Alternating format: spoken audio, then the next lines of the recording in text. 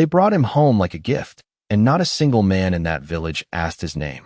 The wind carried dust across Ethan Cole's boots as he stood there, 5 miles from the last trail he trusted, staring at faces that did not welcome him, did not threaten him, only watched. It was the watching that unsettled him. Out here, a man could read danger in a heartbeat. Hands near holsters, shoulders squared, voices raised. But this was something else. Silence stretched across the open ground like heat off the desert floor.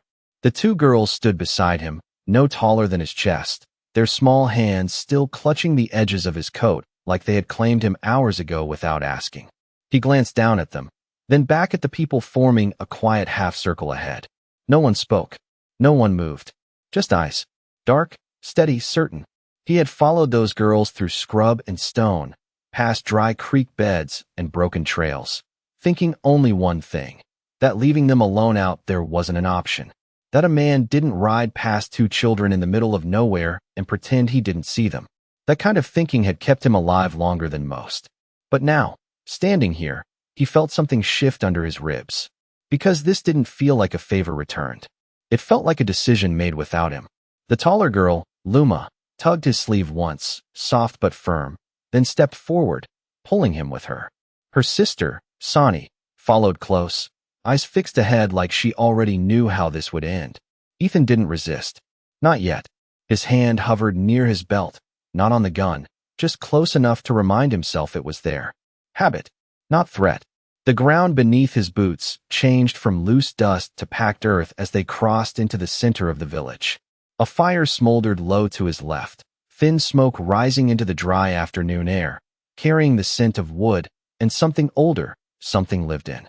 Horses stood tied in the distance, quiet, ears flicking but calm. Everything about this place said control, order. Nothing rushed, nothing wasted. And then she stepped forward. The woman didn't need an introduction. He knew the moment he saw her that she was the one all the others watched for. Nayeli. She moved without hurry, but every step carried weight. Like the ground itself listened when she walked. Her hair fell dark against her shoulders, and her eyes didn't question him. They measured him, not as a stranger, not as a threat, as something already decided. Ethan felt his jaw tighten.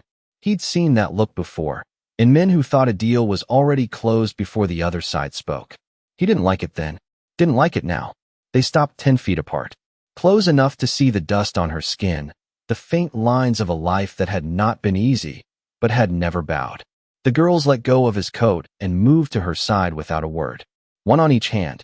That's when he saw it, the way they held her. Not just close, but careful, like they were holding something that might break if left alone. Nayeli didn't look at them. She kept her eyes on him. The silence stretched again, heavier this time.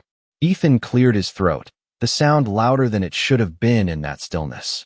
"Name's Ethan," he said, voice steady, simple. No one responded. Not a nod, not a shift, just more watching. Then an older man stepped forward from the side, his hair streaked with gray, his posture straight as a fence post that had weathered too many storms to bend now. He spoke one sentence. Slow, clear. "You were chosen." The words landed like weight, not sound. Ethan blinked once, thinking maybe he heard it wrong. "I didn't choose anything," he answered, calm but firm, his fingers tightening slightly at his side. The old man didn't argue, didn't repeat himself. He just stepped back, like his part was done. Ethan's gaze flicked to Nayeli again, waiting, expecting something, anything, to explain what kind of misunderstanding he had just walked into. But she didn't speak. Not yet. Her eyes shifted, just slightly, toward the girls holding her hands. And for the first time since he arrived, something broke through that steady, unreadable look. Not anger, not fear, something quieter, tired. The kind of tired that didn't come from work, but from carrying something too long alone. Ethan felt it before he understood it. The air changed, not around him, inside him, because suddenly, this didn't feel like a trap. It felt like something else entirely, something that had been waiting. The wind picked up, low and dry, brushing past the edges of the village, carrying dust in soft spirals around their feet. No one moved to stop him. No one reached for him. No one told him he couldn't leave. And that was the part that stayed with him. Because out here, when a man was truly in danger, someone always made the first move. But here, they didn't have to. They were waiting for his. And Ethan Cole realized, standing there between a road he knew and a silence he didn't, that whatever choice he made next, it wasn't going to be about him anymore. The wind did not change, but something in Ethan did, like a door inside him had been left slightly open and he could not close it anymore. He shifted his weight, boots grinding softly into the packed earth, eyes moving from the old man to Nayeli, then down to the two girls still holding her hands like anchors in a storm no one else could see. He had been in towns where people talked too much, where deals were made loud and fast, and broken just as easy. This was not that kind of place. Here, words were rare, which meant when they came, they mattered. Chosen for what? Ethan asked, his voice lower now, not sharp, not challenging, just steady, like a man trying to understand the rules before he stepped any deeper. No one answered right away. The fire cracked softly to his left, a small sound that carried farther than it should have. A horse shifted in the distance. Leather creaked. Then Nayeli spoke, and her voice was quieter than he expected, but it did not bend. For staying, she said. That was all. 2 words. Simple. Heavy. Ethan let out a breath he did not realize he had been holding. I decide where I stay, he replied, not raising his voice, not reaching for anything, just placing the truth between them like a card on a table. Her eyes did not move from his. You can leave, she said. No challenge. No plea. Just fact. That unsettled him more than anything else so far. Because he had been ready for resistance, for pressure, for something that would push him into a corner. But this was a door left open. And somehow, that felt harder to walk through. Luma tugged gently at Nayeli's hand, looking up at her with a quiet urgency, then back at Ethan. Sonny did the same, her grip tightening just a little, like she was afraid something might slip away if she did not hold on hard enough. Ethan noticed it now, clear as daylight. This was not about him being brought here as some prize. This was about them. About those 2 small hands refusing to let go of the only thing that kept their world steady. He crouched slightly, bringing himself closer to their height. Careful, slow, the way a man moves around something fragile without making a show of it. You walked a long way, he said, looking at Luma first, then Sonny, his voice softer than before. 5 miles at least. Maybe more. Luma nodded once. Sonny did not speak, but her eyes stayed locked on his like she was waiting for him to understand something she did not have words for. Ethan glanced back up at Nayeli. They came looking for me, he asked. Nayeli's jaw tightened just enough to notice. They went looking for someone, she said. Not the same answer. Not even close. The difference sat between them like a shadow. Ethan straightened slowly, his back stiff from years in the saddle, his mind moving faster than he let it show. He had seen this kind of thing before, though never like this. People did not always ask for help out loud. Sometimes they built situations where help was the only thing left. The old man stepped forward again, just one pace, his presence steady, not threatening, just there. The girls have spoken, he said. That matters here. Ethan looked at him, then back at the village, at the circle of quiet faces that had not shifted since he arrived. Not one of them looked surprised. Not one of them looked uncertain. This was not a discussion to them. It was already decided. Ethan rubbed a hand across his jaw, feeling the rough stubble, the grit of dust still clinging to his skin. Where I come from, he said slowly. A man gets asked before he is given a place. A faint ripple moved through the crowd, not sound, not movement, just a shift in attention, like a breeze through tall grass. Nayeli finally looked away from him, just for a moment, down at the girls holding her hands. Her fingers tightened around theirs, not pulling away, not pulling them closer, just holding. When she looked back at Ethan, something had changed. Not softer, not weaker, just clearer. Where I come from, she said. No one is given anything without reason. The words settled deep. Ethan felt them more than he heard them. He glanced down again at the girls, at the way their shoulders leaned toward her, at the way they watched him, not with fear, not with hope exactly, but with something in between. Expectation. The kind that did not come from wanting something new, but from needing something to stop breaking. Ethan straightened fully now, his decision not made, but no longer drifting. Then tell me the reason, he said. The old man opened his mouth, but Nayeli lifted her hand slightly, stopping him without looking. Silence fell again, heavier this time, like the moment before a storm chooses its direction. Nayeli stepped forward, closing the distance between them by one pace. Close enough now that Ethan could see the fine dust caught in the lines of her skin, the strength in her posture, and the exhaustion she tried to hide beneath it. "If I tell you," she said quietly, "you will not be able to pretend you do not understand." Ethan held her gaze, steady, unflinching. "Then I guess I should hear it," he answered. The wind moved again, low and dry, brushing past them, carrying with it the faint scent of something distant, something coming. And for the first time since he arrived, Ethan felt it clear as day. This was not about being chosen. This was about being needed. And he had not yet decided if that was something he could walk away from. The wind shifted again, but this time Ethan noticed something else riding with it. A tension that did not belong to the land, but to the people standing in it. Like every breath in that village was waiting on the next word Naeli would choose to speak, and she did not rush it. She let the silence stretch until it carried weight, until even the fire seemed to hold back its crackle, as if it knew this moment mattered more than warmth or comfort. And when she finally spoke, her voice did not rise. It settled low, steady, like something carved from stone rather than shaped by emotion. 3 days from now, she said, and that was enough.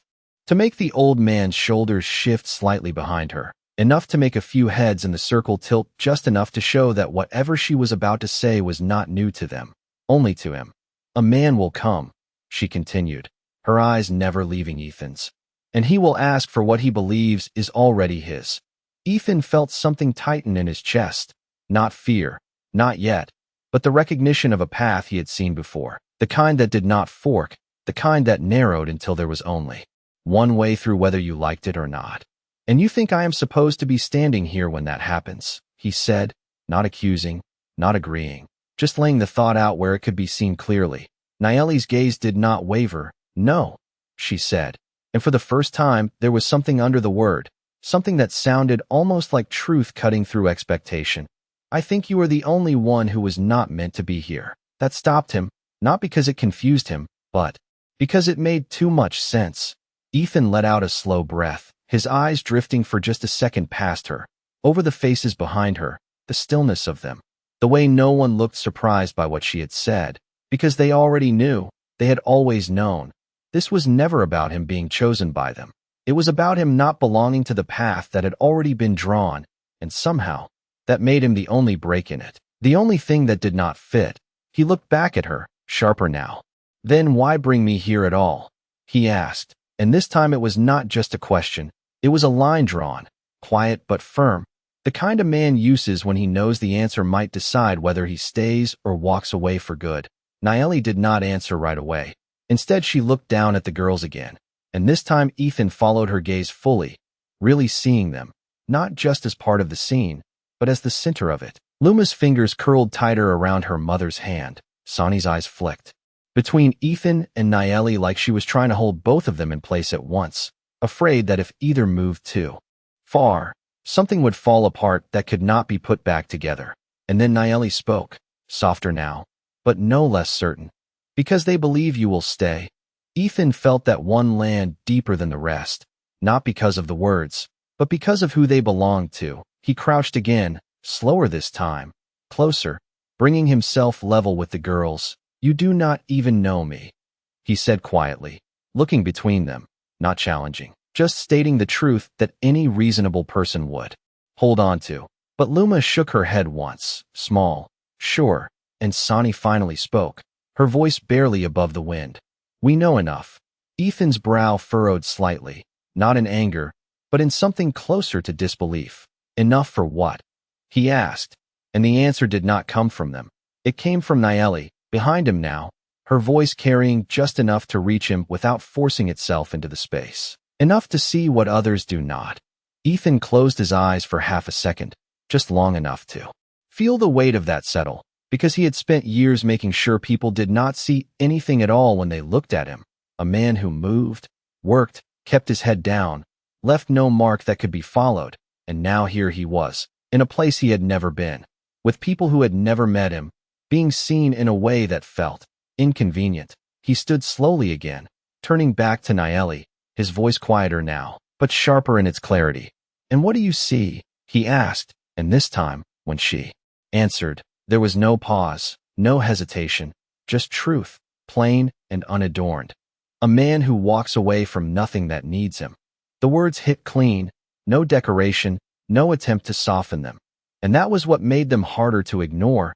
Ethan's jaw tightened, not because he was angry, but because he recognized the weight of what she had just said, recognized it as something he had carried long before this place, long before these people, something that had followed him across miles of open land and empty sky, something he had never been able to leave behind no matter how far he rode.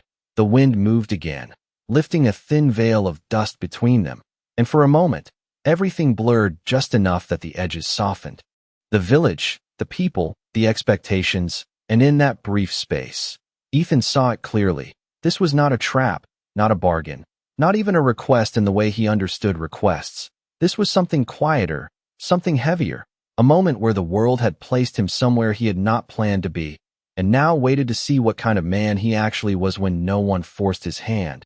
He exhaled slowly, eyes steady on Nayeli, and for the first time since he had stepped into that circle, his voice carried something different, not resistance, not agreement, but something in between, something honest. "You are asking me to stay in a place I do not belong," he said, and Nayeli's answer came just as steady, just as certain. "No," she said. "I am telling you that you are already here." And the difference between those two things settled deep into the ground beneath his feet, leaving him with a truth he could not step around, only face, as the wind carried the last of the silence away, and left him standing in the only question that mattered now, not whether he could leave, but whether he would. The silence did not break all at once. It shifted, like the air had decided to move again, but did not want to disturb what had already been said. And Ethan felt it in the way the village breathed again, slow, measured, as if everyone had been holding something in place and now released it just enough to let the next moment arrive. He stood there with the dust settling around his boots, the weight of Nayeli's words still resting on him, not pressing, not forcing, just there, like a shadow that followed no matter which way he turned. And for the first time since he had stepped into that circle, he did not look for a way out. He looked around instead, really looked, the way a man does when he realizes leaving is no longer the only thought in his head. The fire to his left burned low but steady. Someone had fed it not long ago. Careful hands, not careless ones. The kind of detail you only notice when you stop thinking about yourself and start seeing the place you are standing in. A boy crossed the far side of the village carrying a small bundle of wood, not rushing, not watching Ethan. Just moving like this was his world, and nothing in it needed explaining. A woman knelt near a woven blanket, her fingers working thread through pattern with a patience that came from years, not minutes. No one stared now. Not the way they had when he first arrived. They still watched, but it was different, less like measuring, more like waiting. Ethan exhaled slowly, turning his attention back to Nayeli. She had not moved far, still standing where he had left her, the girls close at her sides. But something in her posture had changed too. Not softer, never that, but less guarded, like she had said what needed saying and would not chase the rest. 3 days, Ethan said, more to himself than to her. But she heard it. She always seemed to hear what mattered even when it was barely spoken. She nodded once. "He will come at first light," she said. And the certainty in her voice did not come from fear. It came from knowing, the kind that does not leave room for doubt. Ethan rubbed the back of his neck, feeling the dryness of the air settle into his skin. "And if I am not here?" he asked. And this time there was no edge in the question, just curiosity shaped by something deeper. Nayeli looked at him for a long second before answering, not weighing her words, but choosing how much truth to give. "Then nothing changes," she said. And that was not the answer he expected. Not because it was wrong, but because it was honest in a way most people avoided. "And if I am," he continued, his eyes narrowing just slightly as he tried to see the shape of something still hidden. Nayeli's gaze held his, steady as before. "Then something might," she said. And that was all. No promise, no guarantee, just possibility. And somehow that felt heavier than anything else she had said so far. Ethan let out a quiet breath, his shoulders easing just enough to show that the fight he had brought with him was no longer the only thing in his hands. He glanced down at Luma and Sonny again, and this time when their eyes met his, he saw it clearer, Not just expectation, but trust, the kind that does not come from knowing a man, but from needing him to be something, and believing he will, even if he has never been that before. He shook his head slightly, not in refusal, but in disbelief at the position he had walked into without seeing it coming.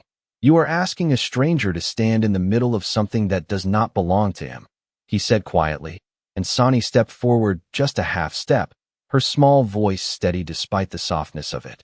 You are not a stranger, she said, and Ethan almost smiled, not because it was funny, but because it was the kind of certainty only a child could hold without question. You found us, she added, like that explained everything, and maybe to her, it did. Ethan looked back up at Nayeli, searching her face for something that might contradict that, but she did not. She simply watched him, waiting, always waiting, never pushing, never pulling, just standing in the truth she had already accepted.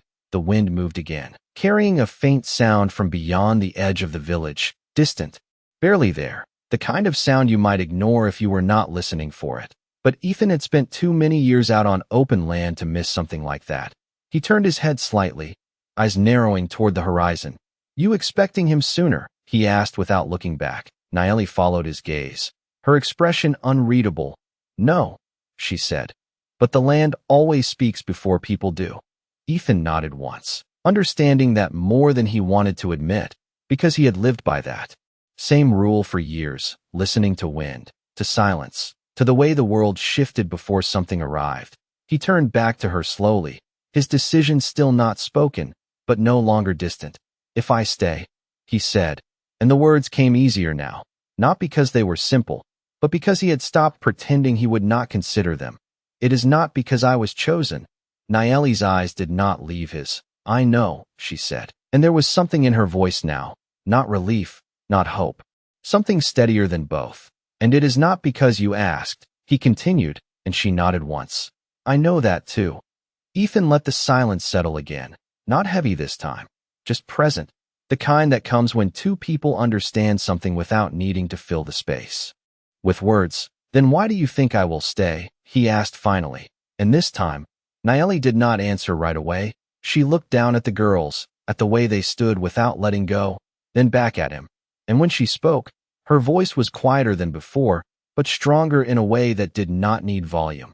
Because you already have not left, she said, and that was the moment it settled, not like a weight, not like a burden, but like something finding its place after being carried too long.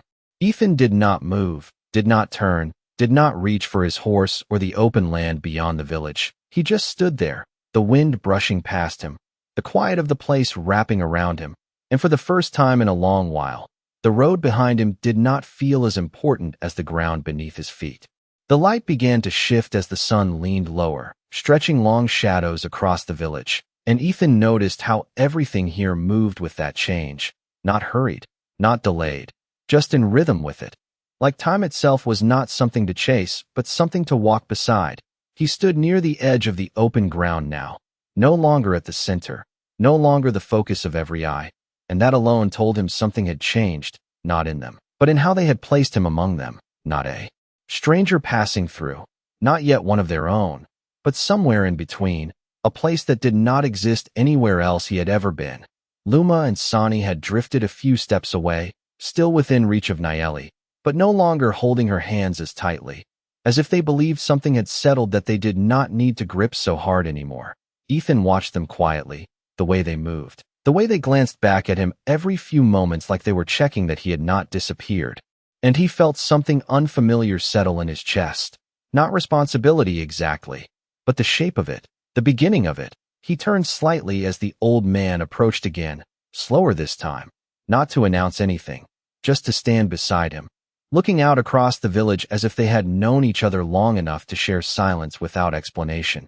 You are still here, the old man said, not as a question, just as an observation placed gently into the space between them.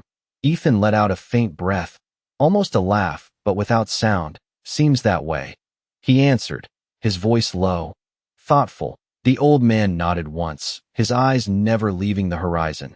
Most would have left already, he said, and there was no judgment in it, only truth. Ethan shifted his stance slightly. his boots pressing into the earth as if testing whether it would hold him.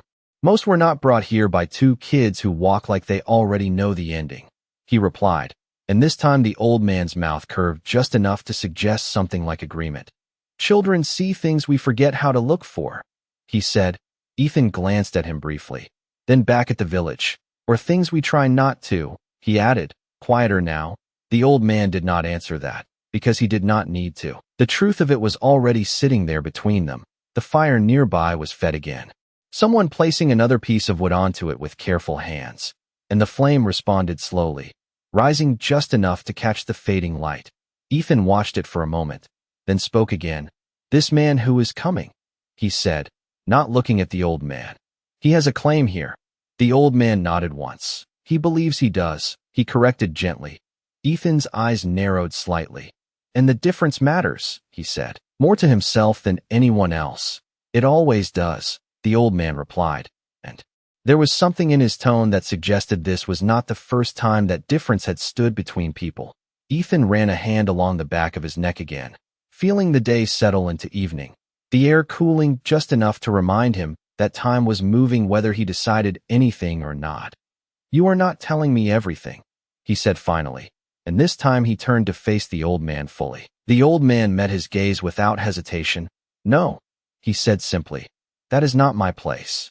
Ethan held his eyes for a moment longer, then nodded once, accepting it not because he liked it, but because he understood it. Some truths were not meant to be handed over by anyone except the ones who carried them. He turned away again, his eyes finding Nayeli across the open ground. She stood near the edge of the firelight now, the glow catching the lines of her face, not softening them, but revealing them more clearly, and for the first time, Ethan noticed the weight she carried not as something hidden, but as something constant, something she had learned to stand with rather than set down. Luma and Sani were beside her again, one leaning lightly against her arm, the other watching Ethan from across the distance. And in that look, there was no fear, only waiting.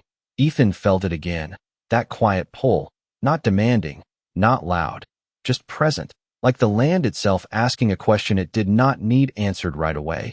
He took a slow step forward, then another, closing part of the distance without fully realizing he had decided to move at all.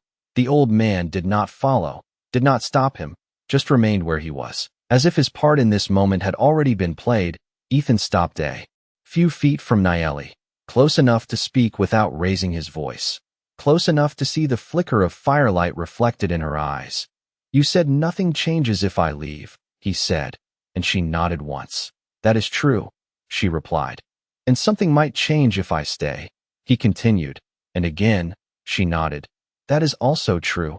Ethan let the words settle, then shook his head slightly, not in disagreement, but in the recognition of what stood between those two truths. You are not asking me to fix this, he said, and this time there was a trace of something in his voice, something like clarity cutting through the uncertainty. Nayeli's gaze held his, steady, unwavering. No, she said, I am not. And that was when he understood it fully, not all at once, not like a sudden realization, but like something that had been building quietly finally taking its shape. This was not about him solving anything, not about stepping in as some kind of answer. It was about standing where no one else could, because no one else was outside of what had already been decided. He exhaled slowly, the weight of that settling into him without resistance now. Then what happens when he gets here? Ethan asked, and this time, Nayeli's eyes shifted briefly to the horizon, then back to him. We will see who believes they are right, she said, and there was no fear in it. Only certainty, the kind that does not need to raise its voice to be heard. Ethan nodded once, slow, deliberate, and for the first time since he had stepped into that village, the question in his mind was no longer whether he would stay, but what kind of man he would be when staying finally meant something.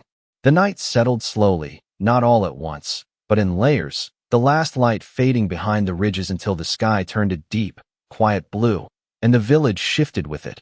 Fires glowing brighter now, voices still low, movements even more deliberate, as if darkness did not bring fear here, only clarity. Ethan stood near the edge of the firelight, his silhouette long against the ground, his hat casting a shadow across his eyes. And for the first time that day, no one was watching him directly. They moved around him, past him, as if he had already been accounted for, as if his presence was no longer a question but a fact, and that unsettled him in a way he could not quite name. He had spent years being unnoticed when he wanted to be, and now here he was, in a place where he was not questioned, not challenged, not even welcomed in the way he expected, just placed, like a piece in something already in motion. Luma approached first, quiet as before, carrying a small wooden bowl in both hands, careful not to spill what was inside. She stopped a few feet from him, looking up with that same steady gaze, not asking, just offering. Ethan looked down at the bowl, then back at her.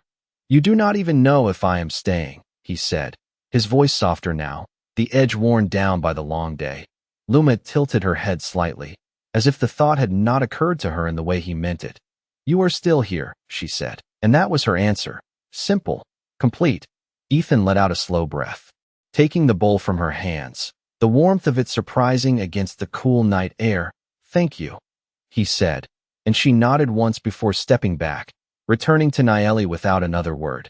Ethan watched her go, then looked down at the food, simple, nothing wasted, the kind of meal meant to sustain, not impress. He took a small bite, then another, not because he was hungry, though he was, but because refusing it felt like refusing something more than food. Across the fire, Nayeli sat now, the girls close beside her, her posture still straight, still composed, but different in the quiet of night, less guarded, more present. Ethan lowered himself onto a nearby log, the wood rough beneath him, the firelight flickering across his hands, and for a moment, everything felt still in a way that did not press against him, just existed. He ate in silence, listening to the small sounds around him, the crackle of fire, the soft murmur of voices, the distant movement of horses shifting their weight, and beneath it all, something else, something steady, like the land itself holding its breath for what was coming. He finished the last of the food and set the bowl beside him, his eyes drifting back to Nayeli. She was watching him again, not closely, not intensely, just aware, the way someone watches something they are not trying to control. He stood slowly, brushing his hands against his pants, and walked toward her, stopping just outside the reach of the firelight, where shadow met glow. "You do not sleep much," he said, and it was not a question. Nayeli's lips curved just slightly, not quite a smile, but not nothing either. "Sleep comes when it is useful," she replied, her voice low, even. Ethan nodded once, understanding that more than most. "And tonight it is not," he said, and she shook her head faintly. "Not tonight," she confirmed. Luma leaned against her side, her eyes heavy now, but still fighting sleep. Sonny sat cross-legged, watching the fire as if it held answers she had not yet found. Ethan looked at them, then back at Nayeli. "You could have told me all of this before I followed them," he said. And this time there was no accusation, just curiosity shaped by hindsight. Nayeli's gaze softened just a fraction. "If I had told you," she said, "you would not have come." Ethan almost smiled at that, not because it was amusing, but because it was true. "You are right," he admitted, and the honesty of it settled easily between them. No tension, no resistance, just fact. The fire shifted, a spark rising into the night before disappearing, and Ethan followed it with his eyes for a moment before speaking again. "This man," he said, his voice quieter now, shaped by the night. "He expects something from you." Nayeli did not look away. "He expects many things," she answered, "but expectation is not the same as truth." Ethan exhaled slowly, his gaze steady. "And what do you expect?" he asked, and this time, Nayeli did not answer right away. She looked at the girls, at the way Luma's head had finally rested against her arm, at the way Sonny still sat upright, determined to stay awake, then back at Ethan. "I expect the morning," she said, and there was something in that answer that went deeper than the words themselves, something about accepting what comes without surrendering to it. Ethan nodded once, feeling the weight of that settle into him, not as a burden, but as something solid, something real. The wind moved again, softer now, cooler, carrying the night across the village, and for a moment, everything felt suspended between what had been said and what had not yet arrived. Ethan shifted his stance slightly, his eyes moving from Nayeli to the darkness beyond the firelight, to the land stretching out beyond the edges of the village. The place he would have ridden into without a second thought just a day ago. And now, he did not move toward it.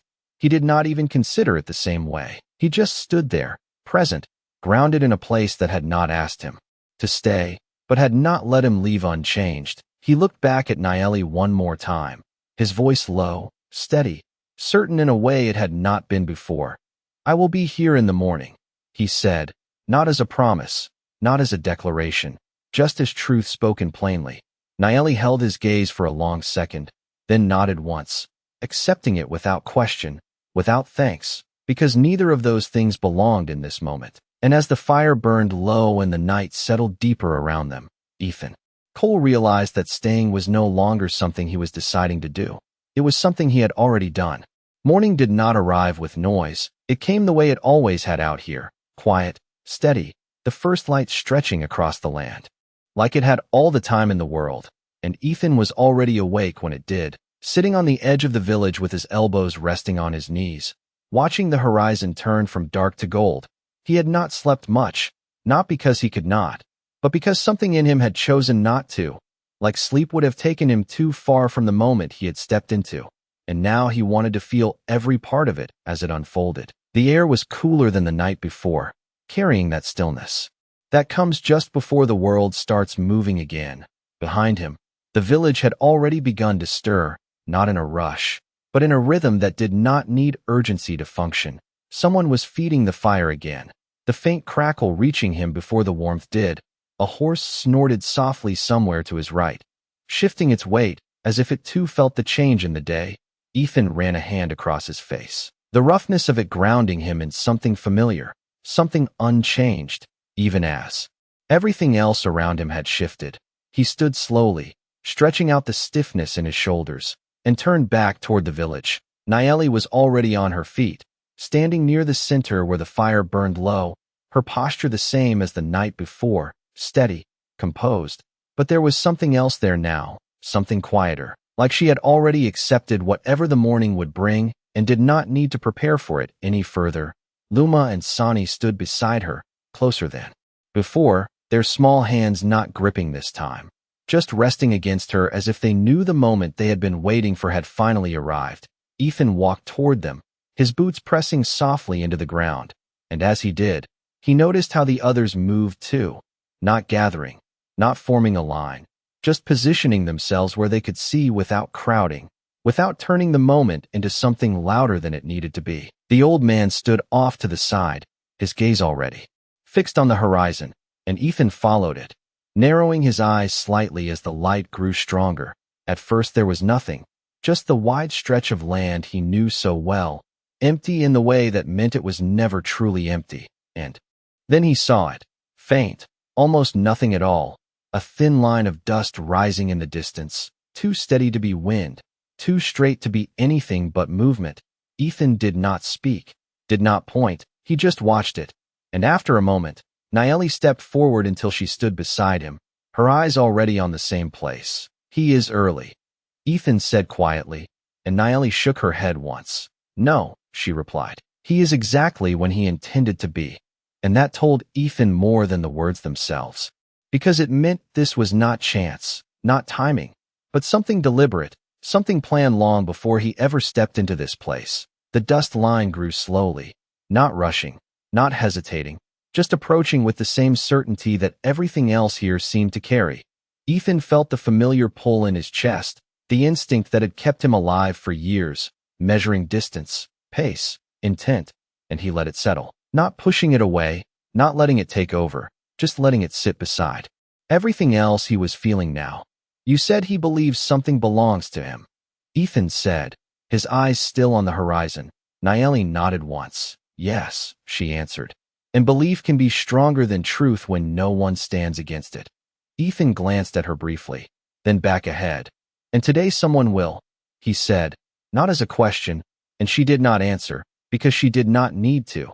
The meaning of it was already clear. The dust grew closer, shapes beginning to form within it, still too far to make out clearly, but close enough now that the movement had weight, had presence. The village did not react the way Ethan expected. No one rushed, no one raised their voice. They simply stood where they were, watching, waiting, as if this moment had been part of their lives long before it arrived. Luma stepped closer to Ethan, her small hand brushing against his sleeve for just a second before pulling back, and that was enough. Enough to remind him why he was still standing there. Instead of riding out into the open land where nothing asked anything of him, he looked down at her, then at Sonny, then back at Nayeli, and for a brief moment, the world narrowed to just the four of them, the rest fading into the background like. It did not matter. No matter what happens, Ethan said quietly, his voice steady in a way that came from decision rather than confidence. This does not turn into something it does not need to be. Nayeli's eyes held his, searching, measuring, and then she nodded once, not because she agreed with him, but because she understood what he was choosing. The shapes in the distance grew clearer now, figures on horseback, moving in a line that did not waver, and the air itself seemed to tighten just slightly as they approached, not with fear, but with awareness, the kind that comes when something long expected finally arrives. Ethan straightened fully, his shoulders settling into place, not tense, not relaxed, just ready in a way that did not reach for anything, did not threaten, did not challenge, just stood, present, unmovable, the kind of stance that did not come from strength alone, but from knowing why you were standing there in the first place. The riders closed the distance slowly, the dust settling behind them as the morning light caught the edges of their figures, and Ethan did not step forward, did not step back.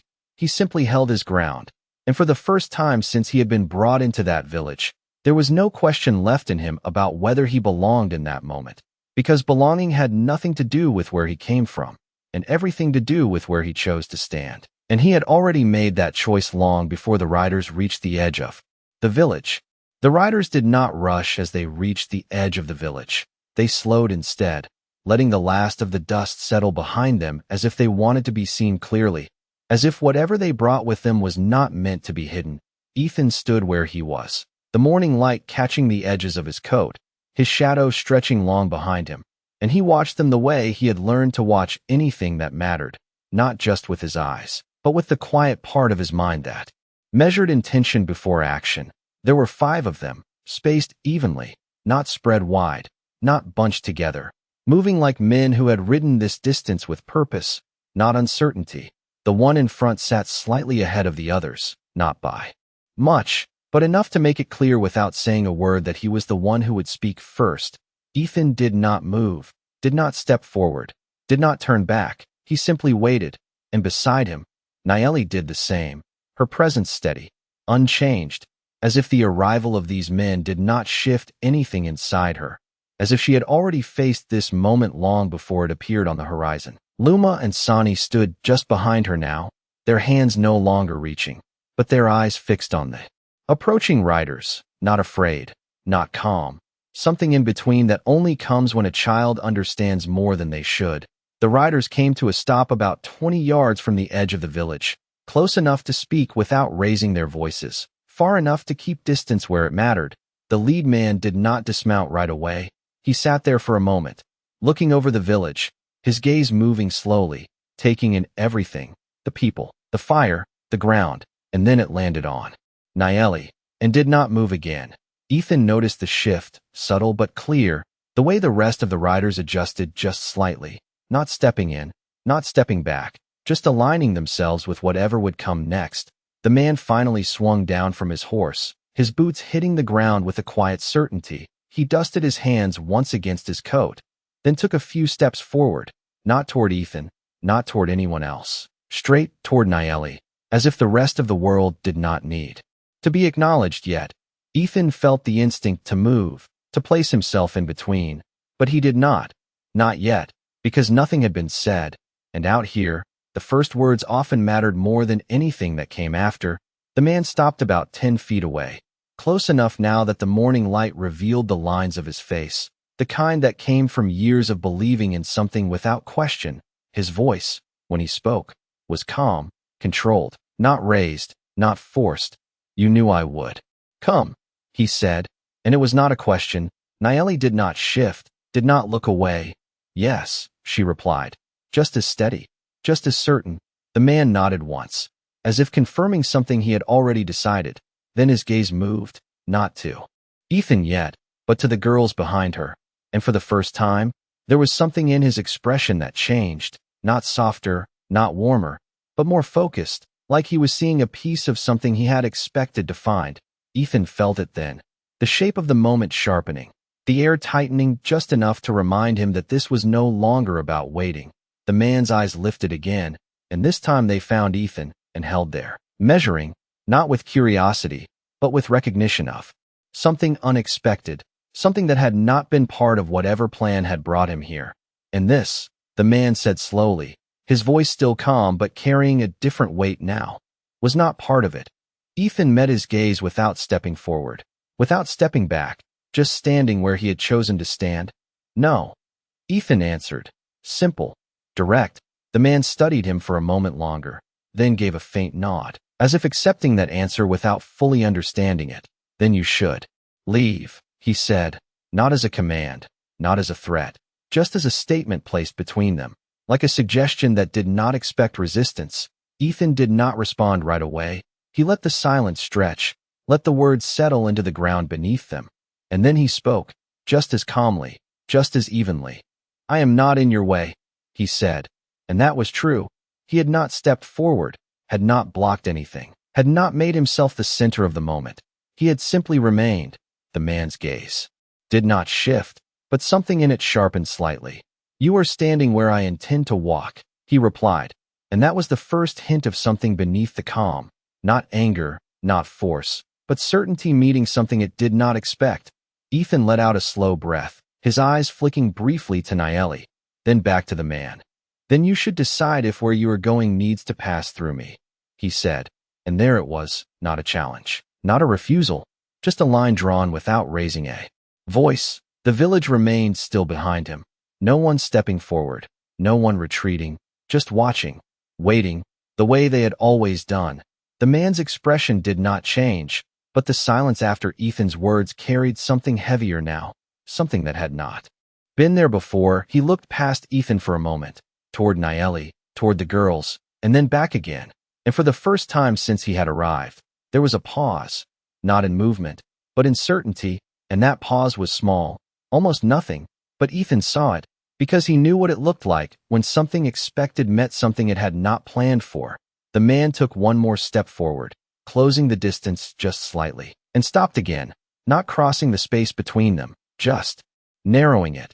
You do not belong here, he said. And this time, it was not a suggestion, it was a statement shaped by belief. Ethan held his gaze, steady, unshaken. Neither do you, he replied, not louder, not sharper, just as certain. And that was the moment the air shifted completely, not with noise, not with movement, but with understanding, because this was no longer about who had arrived or who had been waiting. It was about who was willing to stand where they were and mean it, and Ethan did not move. The silence did not break. It deepened, like the space between two men who both understood that words were no longer just words. They were weight. They were direction. They were the line between what would happen next and what could have been avoided. Ethan stood exactly where he had been, not shifting, not adjusting, his boots planted in the dust, as if the ground itself had decided to hold him there. The man in front of him did not step back, did not step forward again, but something in his posture changed, not visible to most, but clear enough to someone who had spent years reading the smallest signals that men tried to hide. It was not hesitation, not doubt, but recognition, the kind that comes when a situation stops following the path it was meant to take. Behind the man, the other riders remained still, their horses quiet, their eyes moving between Ethan and Nayeli without speaking, without interrupting, as if they knew their place in this moment was not to act, but to witness. The wind moved lightly across the open ground, carrying the last of the morning cool with it, brushing against coats, against skin, against the space between two sides that had not yet chosen what they would become. The man exhaled slowly, a measured breath, and when he spoke again, his voice had not changed in volume, but something beneath it had shifted, a layer of certainty now pressed against something else, something less solid. You do not understand what you are standing in, he said, not dismissive, not mocking, just stating what he believed to be true. Ethan did not react to the words, not outwardly. He let them settle, let them pass through without resistance, then answered, just as steady. Then explain it, he said. And there was no challenge in it. No push, just an opening placed where none had been offered before. The man's eyes narrowed slightly, not in anger, but in thought, as if the request itself was something unexpected, something unnecessary in the path he had planned. He glanced briefly at Naeli, then back at Ethan, weighing something that had not needed weighing before. She was promised, the man said finally, and the words landed heavier than any that had come before, not because of their sound, but because of what they carried. Ethan's gaze shifted to Naeli for a fraction of a second, then back, his expression unchanged, but something behind his eyes sharpened. Promised by who? He asked, calm, direct. The man's jaw tightened slightly. By those who had the right to decide, he replied, and that was where the difference lay, not in the words themselves, but in the belief behind them. Ethan nodded once, slowly, as if placing that belief in front of him where it could be seen clearly. And she agreed to that, he said, not accusing, not assuming, just asking for truth in its simplest form. Naeli's voice came before the man could answer, steady, clear. No, she said, and that single word carried more weight than anything else spoken so far. The man's head turned slightly toward her, not sharply, not aggressively, but enough to show that her answer had shifted something in the moment. You did not refuse, he said, his tone still controlled, but firmer now, and there it was. The line between what was spoken and what was assumed. Naeli did not step forward, did not raise her voice. She simply stood where she was and answered. I did not accept, she said, and the difference between those two things settled into the space between them like a stone dropped into still water. Ethan saw it clearly now, not as a conflict of force, but as a conflict of meaning. One man holding on to a promise shaped by expectation. One woman standing in a truth that had never been spoken aloud, and in between them, a silence that had been filled by others until now. Ethan shifted his weight slightly, not stepping forward, not stepping back, just adjusting enough to remind himself that he was still part of this moment, not outside of it. Sounds like you built something on an answer that was never given, he said, his voice calm, but carrying a clarity that did not leave room for misinterpretation. The man's eyes moved to him again, sharper this time, but not with anger, with something closer to resistance meeting something it could not easily dismiss. It was understood, the man replied, and that word hung there. Understood, not spoken, not confirmed, just assumed to be true because it fit the shape of what was expected. Ethan let out a slow breath, his gaze steady. Understanding is not the same as agreement, he said, and this time, there was no movement from the village, no shift, no murmur, just stillness, the kind that comes when something real is finally said out loud. The man did not answer right away. His eyes moved again, briefly, toward the girls, then back to Naeli. And for a moment, something flickered across his expression, not doubt, not regret, but awareness, the kind that comes too late to change what has already been built, but not too late to see it. Clearly, the wind moved again, stronger this time, lifting a thin layer of dust across the ground between them, blurring the edges just enough to remind everyone that nothing out here was ever completely fixed. And in that moment, Ethan understood something he had not before. This was not about stopping anything, not about winning, not about proving one side right and the other wrong. It was about standing in the space where truth had not been spoken and letting it exist without being pushed aside. He glanced once more at Naeli, at the way she stood without stepping back, without leaning forward, just present in her own ground, and then back at the man. You came here expecting something to be handed to you, Ethan said quietly, but no one here is handing anything over. And that was not defiance. It was fact, plain and simple. The man's jaw set slightly, his eyes holding Ethan's for a long second, and then, slowly, he exhaled, the breath leaving him in a way that did not carry defeat, but did carry change, small, almost invisible, but there. Then why are you here? He asked. And this time, the question was not aimed at the situation. It was aimed at Ethan himself, at the man who had stepped into something that was never meant to include him.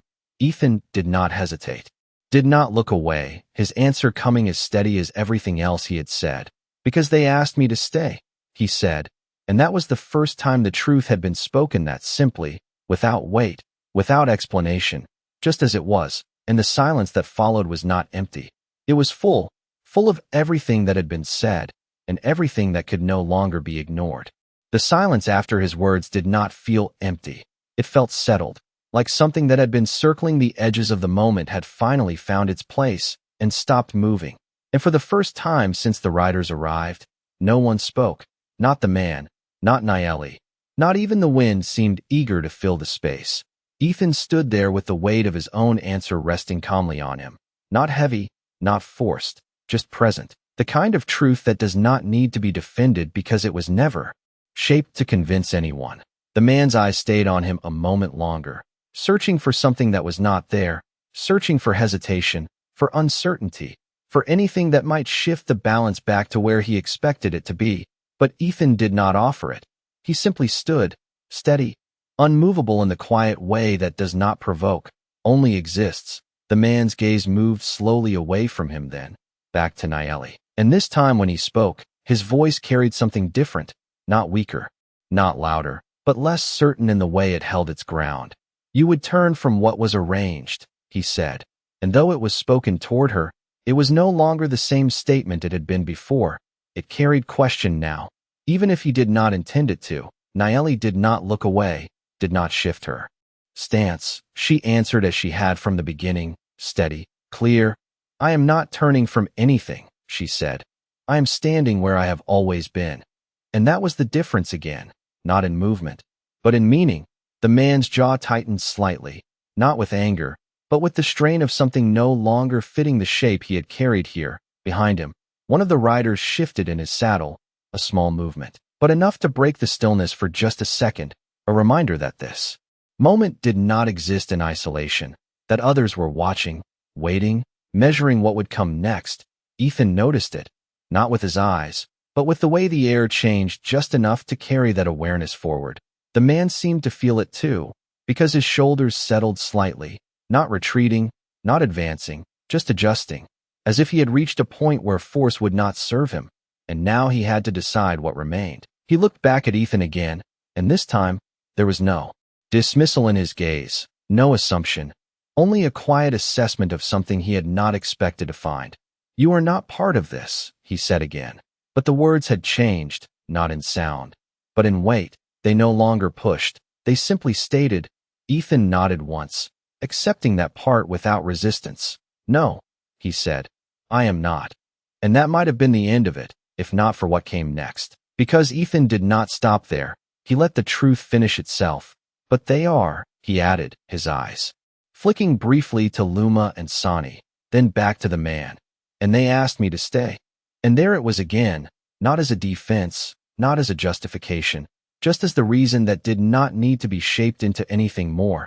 The man followed his gaze this time, really looking at the girls, not just as part of the scene, but as something central to it, something that had been overlooked in the shape of his expectation. Luma stood a little straighter under that look, her hand finding Nayeli's again.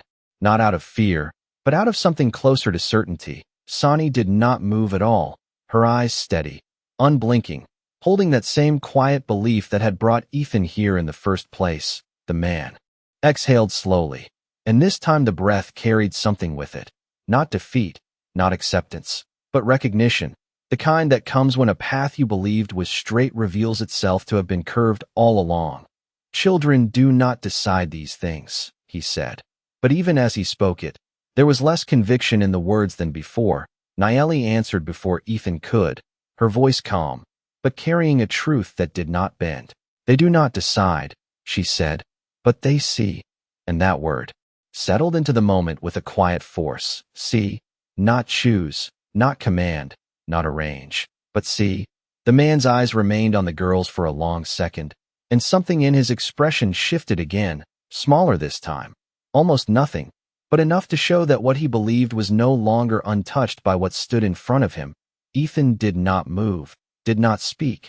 He let that moment unfold without stepping into it. Because this part was not his to shape, it never had been. The wind moved lightly across the ground again, carrying the dust in soft patterns that blurred the edges of everything for just a second before settling again.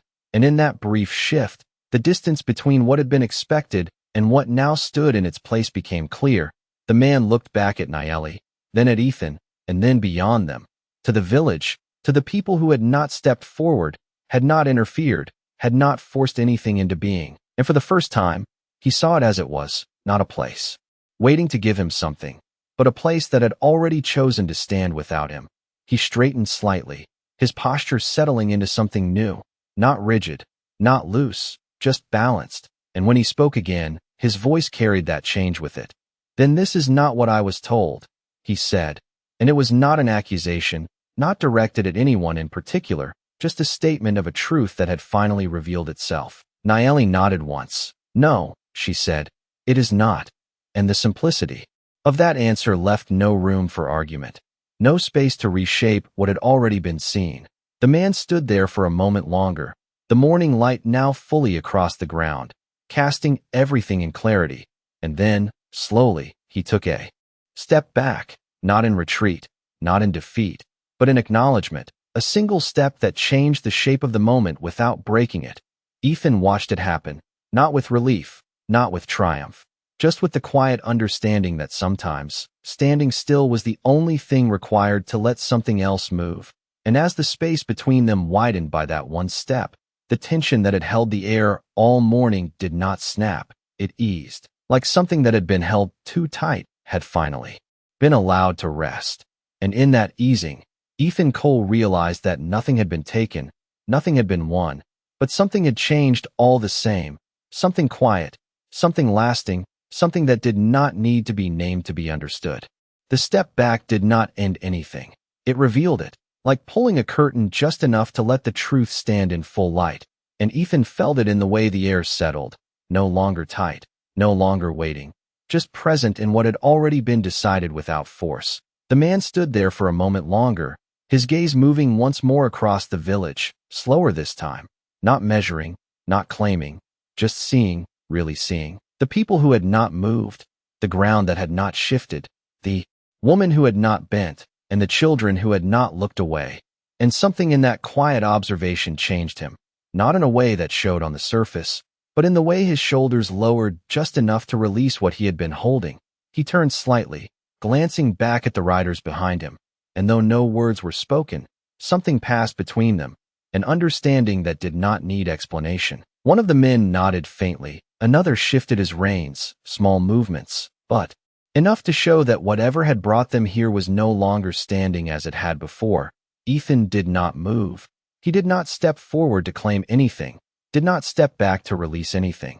He simply remained where he was, because this was never his moment to control, only his place to stand. The man looked back at him once more, and this time there was no resistance in his gaze, no expectation, just a quiet acknowledgement of something that had not been there when he arrived. "You stayed," he said, and it was not a challenge, not a question, just a statement placed where it belonged. Ethan nodded once. "Yes," he answered. Simple, nothing added, nothing taken away. The man held his gaze for a second longer, then looked past him to Naeli, and for the first time, his voice carried something different, not certainty, not insistence, but respect, quiet, unspoken.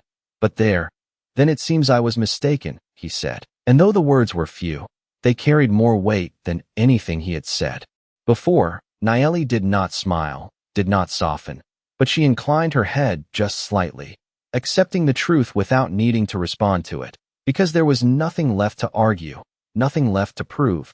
The moment had already spoken for itself. Luma let out a small breath she had been holding, her shoulders easing as she leaned just a little more into Naeli's side. Sani's eyes remained fixed, but something in them shifted. The tension that had lived there now replaced by something quieter, something steadier, like a storm that had passed without breaking anything. The man stepped back again, this time turning fully toward his horse, his movements calm, deliberate, no rush, no hesitation. He reached for the reins, then paused, just for a moment, and looked back over his shoulder, not at Ethan, not at the village, but at Naeli, and in that look, there was something that had not been there before, not ownership, not expectation, just recognition, the kind that comes when a person understands that something they thought was theirs never was. And he nodded once, a small motion, almost nothing, but enough. Then he mounted his horse, settling into the saddle with the same control he had carried when he arrived. But something about it was different now, less rigid, less certain. The other riders followed without needing to be told, turning their horses in a slow, quiet motion, the line reforming. But not the same as before, not as tight, not as fixed, just men preparing to leave rather than to take. Ethan watched them as they began to ride away, the dust rising again beneath the hooves, but softer this time, not cutting through the air, just drifting with it. And he did not feel relief, did not feel victory. He felt something else, something quieter, something that did not need to be named, the village. Behind him remained still, no one stepping forward to celebrate, no one speaking to mark the end of anything. Because nothing here had been about ending, it had been about standing, about holding ground without force, about letting truth remain where it belonged. Ethan exhaled slowly, his shoulders easing for the first time since the riders had appeared on the horizon, and he turned slightly, his gaze moving back to Nayeli. She stood exactly where she had been, unchanged, steady, the girls beside her, and for a moment, the world narrowed again to just the three of them, the rest fading into the background like it had before. That was never about me, Ethan said quietly, not asking, just stating what had become clear. Nayeli's eyes met his, and there was something in them now, not soft, not guarded, just open in a way that did not need to protect itself anymore. No, she said.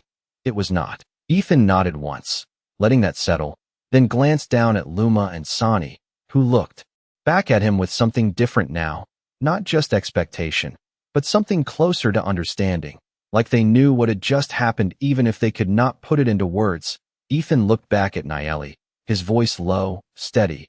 You would have stood the same way without me, he said, and she did not deny it, did not confirm it. She simply held his gaze and answered with the truth that mattered more than either. But you were here, she said, and that was enough, more than enough, because it was not about what might have been. It was about what was, about the choice that had already been made, about the ground that had already been held. And as the last of the riders disappeared into the distance, leaving nothing but a faint trace of dust behind them, Ethan Cole understood something he had not before, that sometimes the strongest thing a man can do is not to change what stands in front of him, but to stand in a way that lets something else change instead. The dust faded slowly into the distance until it became nothing at all, just another memory carried off by the wind, and the village did not react the way most places would after something like that. No voices raised, no sudden movement, just a quiet return to what had always been there, like the moment had passed not because it ended, but because it had been understood. Ethan stood where he was for a long second after the riders disappeared, his eyes still on the horizon even after there was nothing left to see, as if part of him expected something else to rise from that empty stretch of land. But nothing came, just the wide open silence he had known his whole life. Only now it felt different, not empty, not distant, just quiet in a way that did not ask him to leave it behind. He exhaled slowly, then turned back toward the village, and this time, no one was watching him like before, not measuring, not waiting, just moving, living, as if whatever question had brought him here had already been answered. The old man passed by him without stopping, giving a small nod that carried more meaning than any words.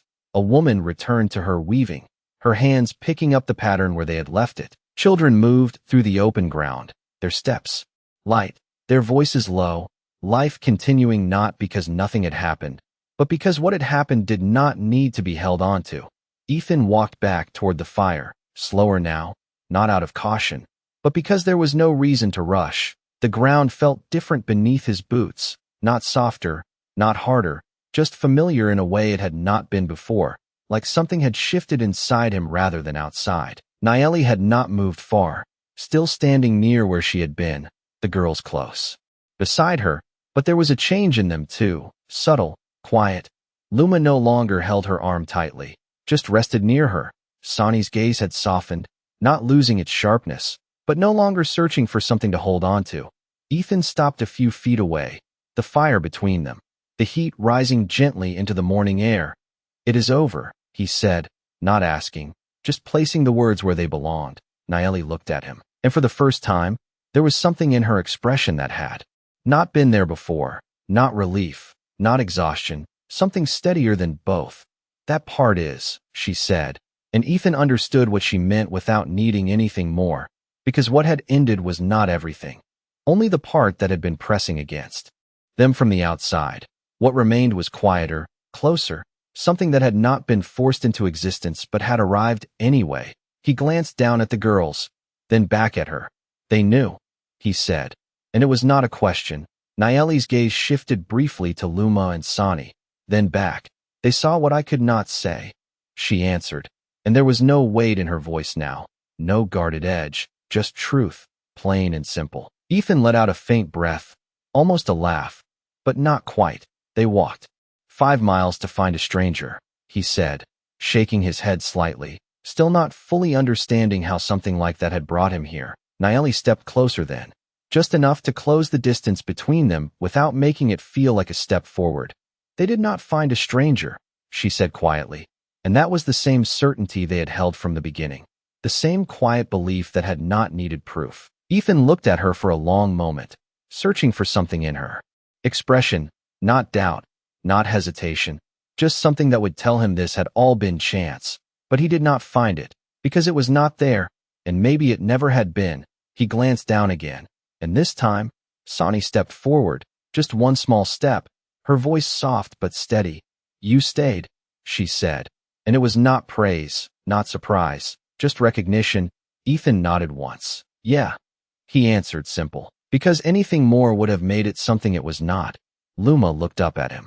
Then, her eyes bright in a way that had nothing to do with the morning light. So you are not leaving, she said, and there it was, the question that had been there all along, finally spoken out loud. Ethan did not answer right away. He let the moment sit, not because he did not know, but because the answer did not feel like something to be rushed. He looked past them for a second, out toward the land he had come from, the open space that had never asked anything of him, that had never held him in place, that had always been there waiting for him to ride back into it without question. And then he looked back, at the fire, at Nayeli, at the girls, at the place that had not asked him to stay, but had given him a reason to consider it anyway. I have not decided yet, he said finally, and it was honest, not an evasion, not a delay, just the truth as it stood in that moment. Nayeli did not react, did not press. She simply nodded once, accepting it without needing anything more, because she understood something he was only beginning to. That staying was not something you promised. It was something you did, one moment at a time. Ethan shifted his weight slightly, the firelight flickering across his boots, across the ground, across the space between them that no longer felt like distance. And for the first time since he had been brought here, there was no tension in the air, no question waiting to be answered, just the quiet presence of what had already been chosen without being spoken. And as the morning continued to rise around them, filling the village with light, with movement, with life that did not need explanation, Ethan Cole stood there, not as a man passing through, not as a man claimed by anything, but as a man who had stayed long enough to understand that sometimes the hardest part is not walking away, but realizing you no longer need to. The sun climbed higher, slow and certain, laying light across the village like it had done for generations before anyone standing there had taken their first breath. And Ethan did not move right away, not because he was unsure, but because for the first time in a long while, there was no need to decide anything all at once. The urgency that had followed him across miles of open land, across empty nights and quiet mornings, was not here. It had no place in a moment that asked for nothing but presence. He stood near the fire, now reduced to glowing embers, the faint warmth rising just enough to meet the morning air, and he watched as the village continued around him, not including him, not excluding him, just allowing him to exist within it. And that was something new, something he had not known he was looking for until it found him. Luma ran past him first, her steps lighter now, no longer weighed down by something she could not name. She slowed just enough to glance back at him. A quick look, checking, confirming, then she kept going, as if that was all she needed. Sani followed more slowly, stopping a few feet away, her eyes still steady, still searching, but softer now, less like she was trying to hold something together, more like she was learning how to let it rest. You are still here, she said again, and this time, it was not a question, Not even a statement, just an observation that did not need to be answered.